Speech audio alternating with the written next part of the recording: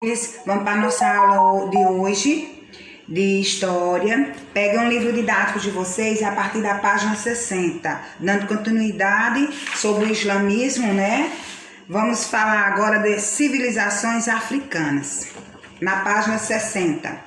O mapa da página 59 mostra que no século VII os árabes já haviam se expandido para fora da Península Arábica, chegando a conquistar parte do norte da África. Com essa expansão, o islamismo se espalhou pelo continente africano. Posteriormente, a região foi disseminada em região do Sahel e a África subsaariana, certo? Subsaariana, especialmente naqueles territórios próximos do Mar Vermelho e da Península Arábica.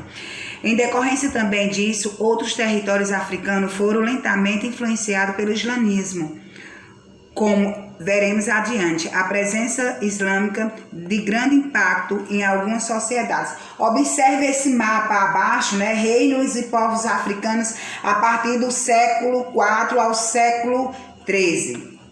Tem aqui um mapa, certo? Nesse verdinho está destacando o Reino de Gana, formado a partir do século IV. O rosinha é Reino Árabe-Muçulmano. O lilazinho Reino de Mali, formado a partir do século XIII. O verdinho claro, povos Oriubás. O laranja, os povos de Bantus. Outros reinos africanos. Esse laranja, que é Axum, Cuxi, Manicongo, Izembabaia e Rota Carroçai, certo? Olhando aqui ao lado, tem dizendo assim, Chaio. O que é Chaio, tia? Sahel é a região dominada por vegetação de transição ou estepe, que fica entre o deserto de Saara e as terras mais férteis do sul. Forma um corredor de oeste a leste da África, que vai do Oceano Atlântico ao Mar Vermelho. África subsaariana. O que é isso, tia? É a região do continente africano localizada ao sul do deserto do Saara, logo abaixo do Chaia. A gente presta atenção. Vamos agora para a página 61. Já na página 61, a gente vai ver o reino de Gana, que foi simbolizado como reino de ouro. Vamos ver agora por que é. A região do Sahel abrigou diversos reinos. Um dos mais influentes foi o de Gana, formado a partir do século IV, com a união de várias vilas, vilarejos e povos instalados na região, hoje conhecida como Mauritânia. Gana era um agrupamento de aldeias que se ligava ao rei, conhecido como Gana, por laços de lealdade. O prestígio e o poder do rei estavam apoiados na quantidade de pessoas sob o seu controle, que lhe pagavam impostos e forneciam funcionários, soldados e lavradores para a manutenção do seu domínio. Muitas vezes o Gana se casava com diversas mulheres de aldeias diferentes, com o objetivo de estender a sua influência junto à população dessas regiões.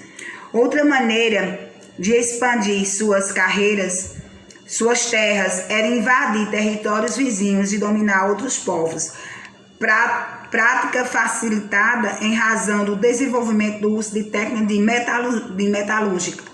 Como conhecimento, os artesãos produziam flechas com pontas de ferro, superiores às de seus adversários, feitas em geral com ossos e pedras. Por recursos bastantes em Gana era o ouro, metal que chamou a atenção dos viajantes.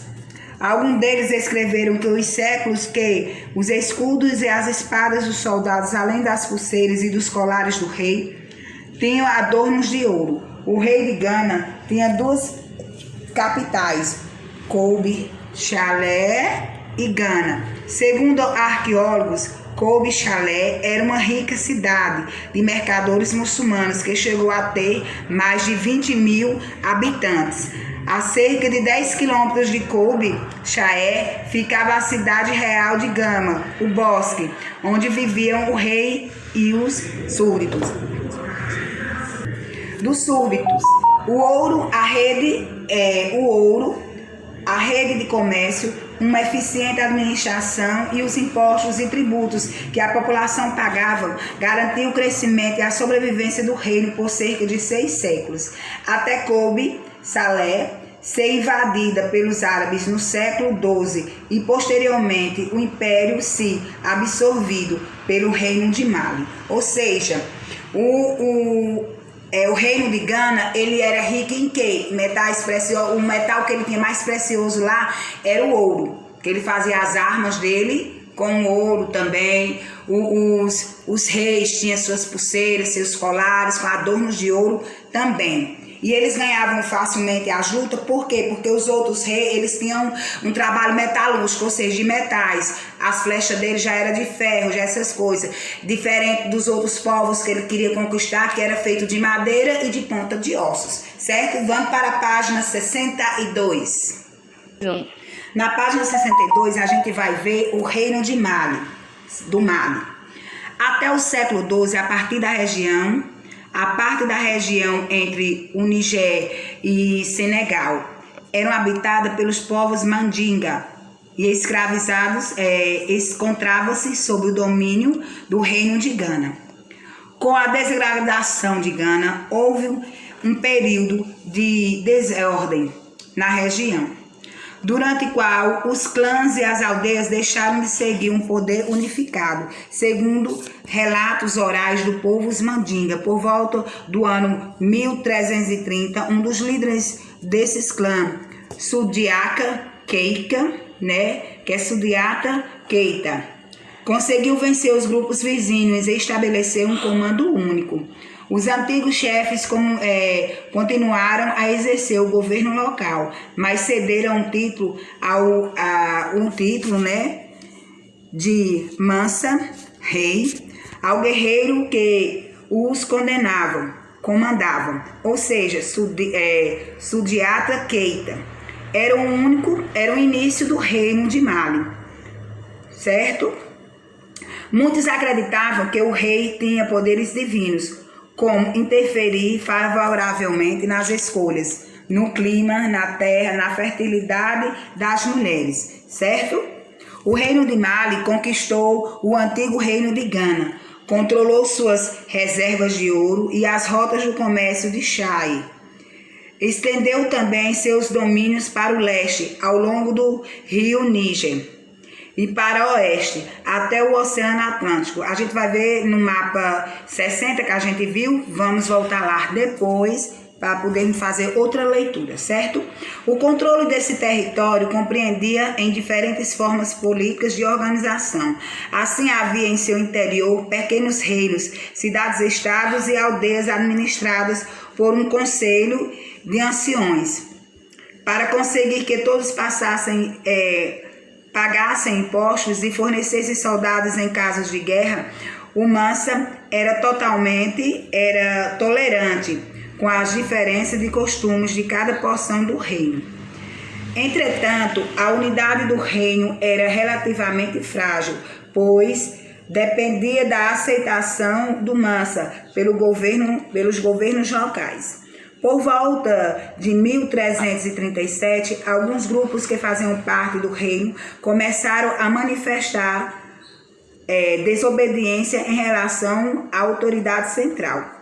A isso se sonaram disputas internas pelo poder, fatores que provocavam o enfraquecimento e a ruína do reino de Mali entre os séculos XV e os séculos XVI. O que é que Tia Samara quer de vocês? Faça uma releitura da página 60 a 62 para fixação melhor do conteúdo.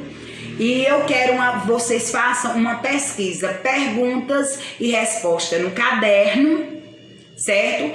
Quando for fazer essa atividade, não esquecer de colocar o seu nome completo, o nome da sua escola e colocar a sala que você é cadastrado. Manda para o PV de Tia Samara, dúvidas também no PV. Então é isso, a aula de hoje. Faça uma pesquisa, eu quero que vocês pesquisem sobre o reino de Gana, certo? Faça uma pesquisa lá no Google, como era esse reino de Gana, com mais detalhes. Então, cheiro para todo mundo, que Deus abençoe, bons estudos. Qualquer coisa, tia Samara está no PV, meus amores.